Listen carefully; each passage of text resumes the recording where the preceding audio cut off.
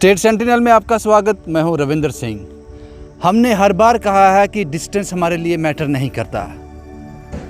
Issue genuine होना चाहिए, problem genuine होनी चाहिए। हमें कुछ फ़ोटोग्राफ्स आए थे, किसी ने बड़ी उम्मीद से शायद हमें स्टेट सेंटिनल को भेजे होंगे कि ये एक्शन करते हैं। जब वो फ़ोटोग्राफ मेरे पास आए तो उन फ़ोटोग्राफ्स को देखकर मैं विचलित हो गया।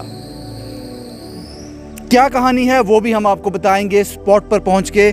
अभी हम जम्मू से तकरीबन 22 किलोमीटर की दूरी तय कर यहाँ पहुँचे हैं। गाड़ी हमारी यहीं लगी है, इसके आगे हमें पैदल चलना है। कहाँ चलना है? सबसे पहले हमें वो नीचे जाकर इस पुल को क्रॉस करना है। ये जो आप पुल देख रहे हो, जो ब्रिज देख रहे हो, इसको क्रॉस करना है। उसके बाद ब्रिज क्रॉस करने के बाद ये जो पहाड़ी आप सामने देख रहे हो, वो टॉप पे जो चोटी है, इसके पीछे गांव है लड़गन। लड़गन गांव की कहानी है। कहानी माँ बेटी की है। किस हालात में है वो, जो फोटोग्राफ हमारे पास आए उन्होंने हमें विचलित कर दिया, सोचने पर मजबूर कर दिया। हमने फैसला किया हम जरूर जाएंगे। हमें कम से कम 1.5 से 2 घंटे लगेंगे वहाँ तक पहुँचने में। ये इतना ऊंचाई है, ये चढ़ाई चढ़नी पड़ेगी, लेकिन फ़र्क नहीं पड़ता, कोई फ़र्क नहीं पड़ता। वहाँ कुछ ज़िंदगियाँ मुश्किल में हैं, उनको समाज के सामने लाना, आप लोगों के सामने लाना, प्रशासन के सामने लाना ज़रूरी है। इसलिए हमने हमेशा कहा है कि डिस्टेंस मैटर नहीं करता, इसलिए हम जाएंगे।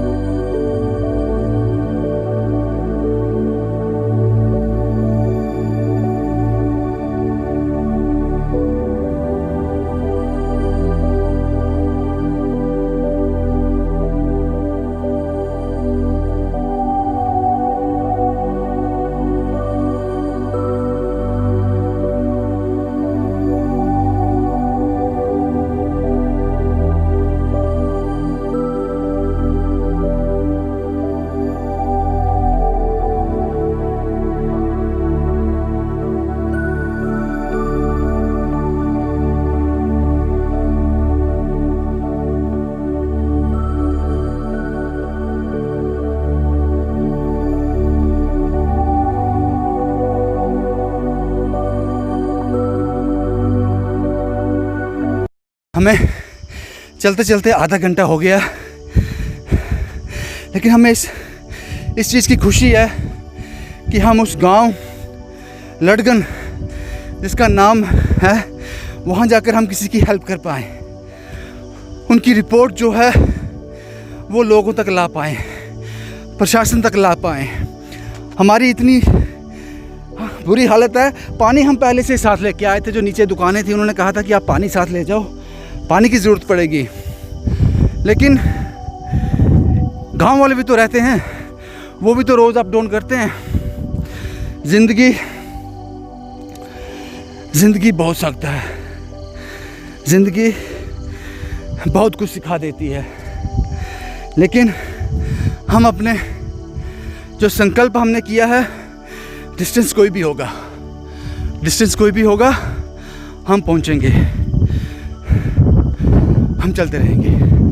पहुंच के जब हम वहाँ की स्टोरीज कर लेंगे, आप तक उस स्टोरी का कोई रिएक्शन होगा, कुछ फ़ायदा उन लोगों को हो जाएगा, हम समझेंगे हमारी मेहनत सफल हो गई।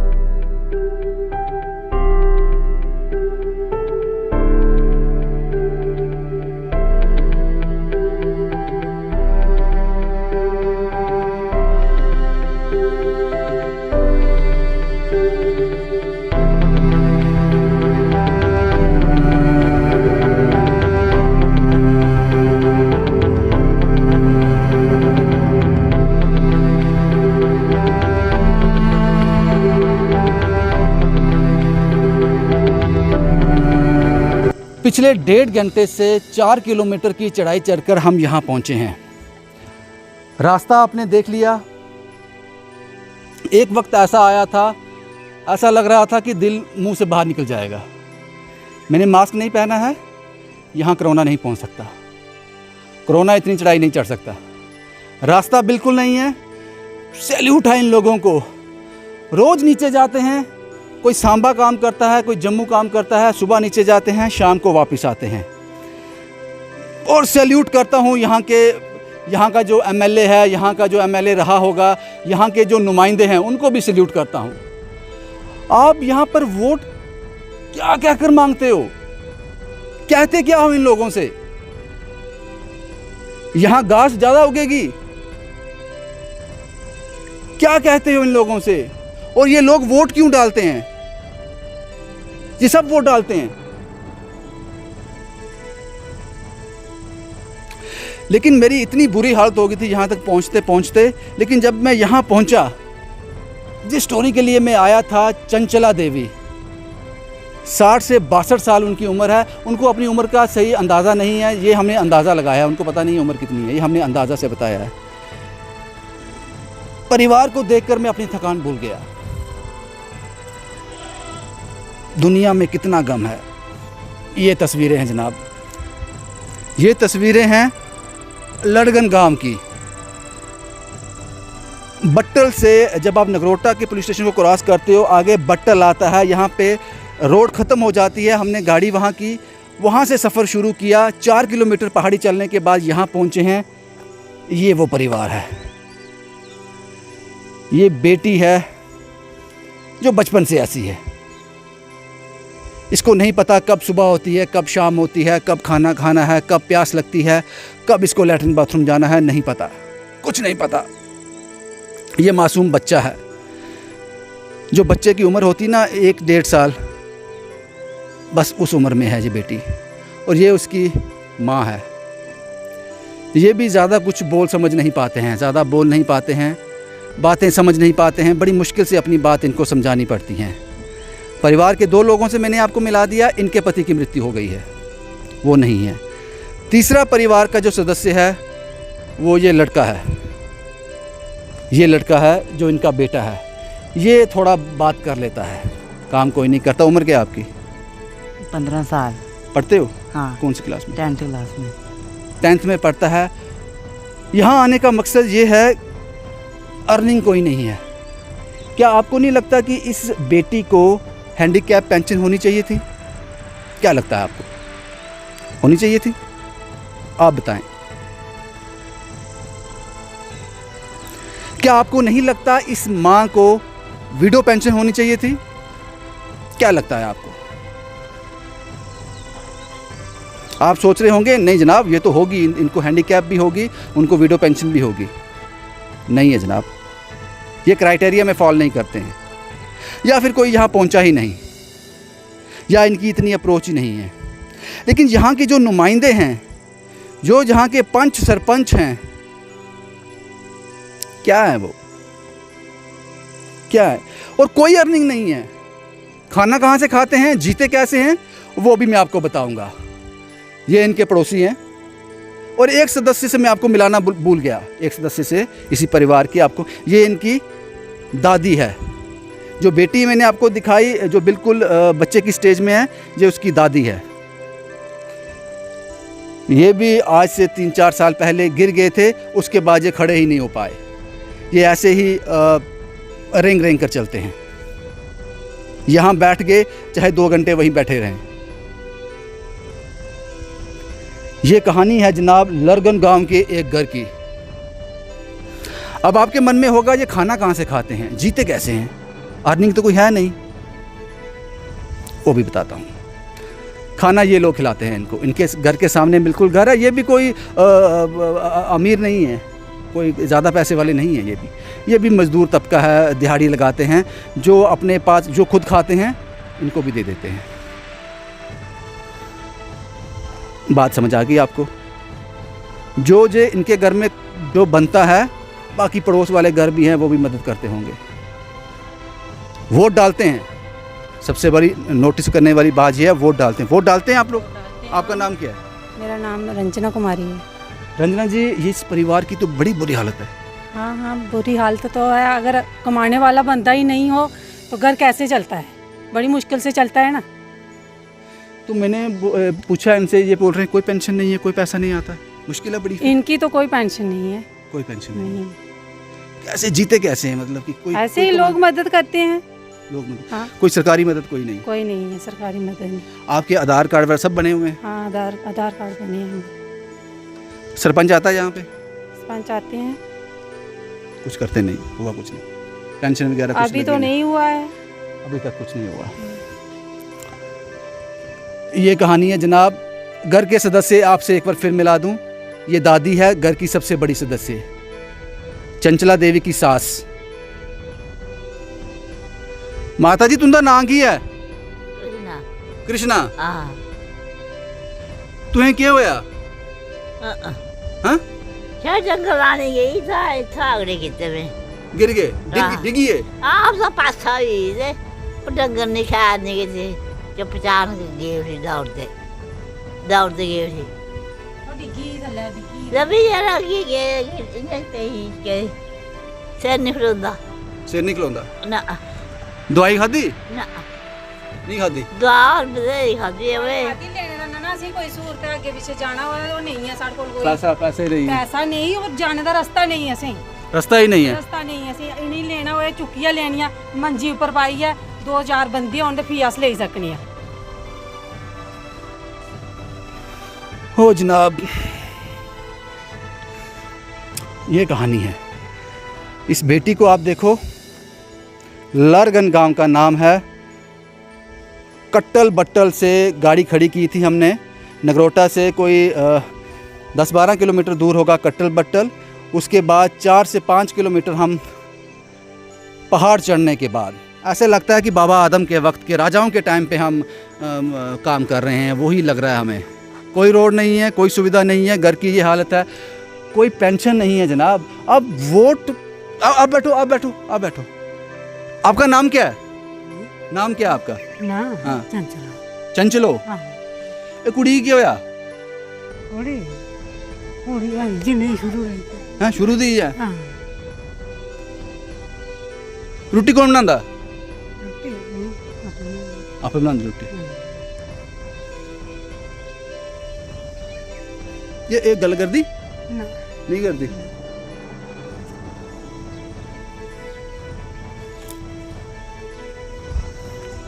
इधर आओ, आप यहाँ बैठो, आप बैठो यहाँ पे।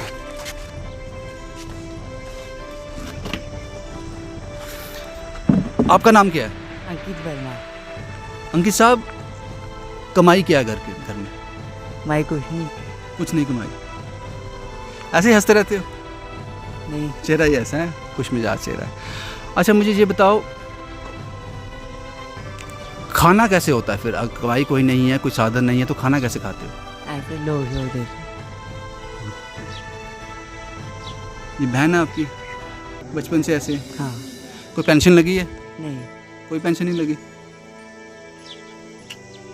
तुम सुना है फूल वगैरह बेचते हो? हाँ। बाबा पैड में, वो कितना टाइम बेचते हो? अभी तो फूल है ही नहीं यहाँ पे। अभी नहीं है। कब बेचते हो? एतवार को। एतवार को। वो जिस फूल कितनी देर रहते हैं? कहाँ से तोड़ते हो फूल? खेती से। अब नहीं है फूल? अभी नहीं।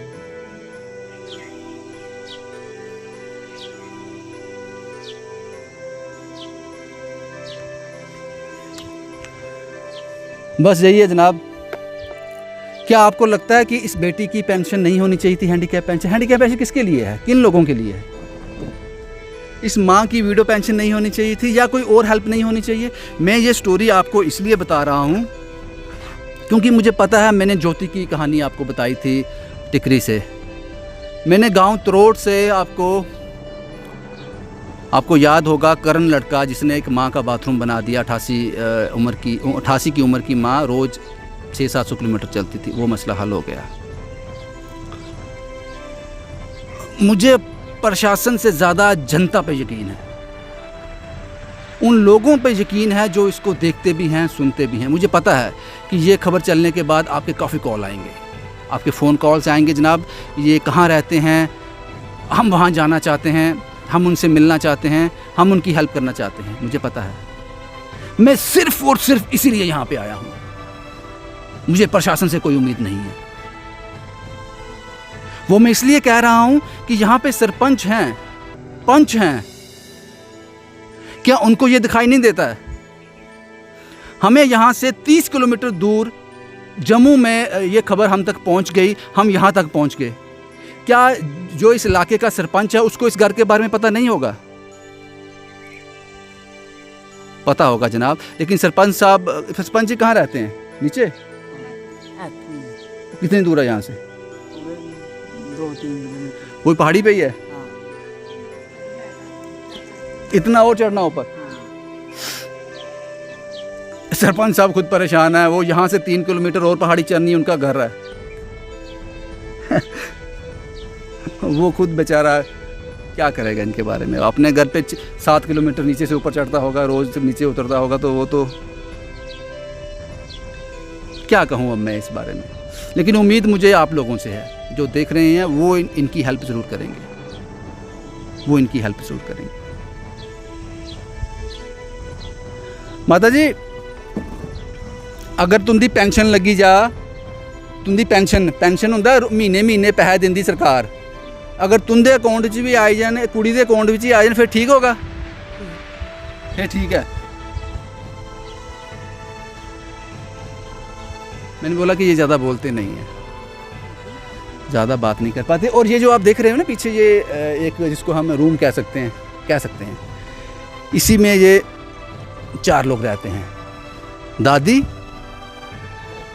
जो इनकी सास है चंचलो देवी जी, इनकी बेटी और इनका बेटा।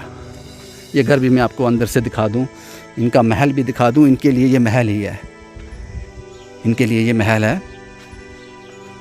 इस घर में रहते हैं जनाब ये।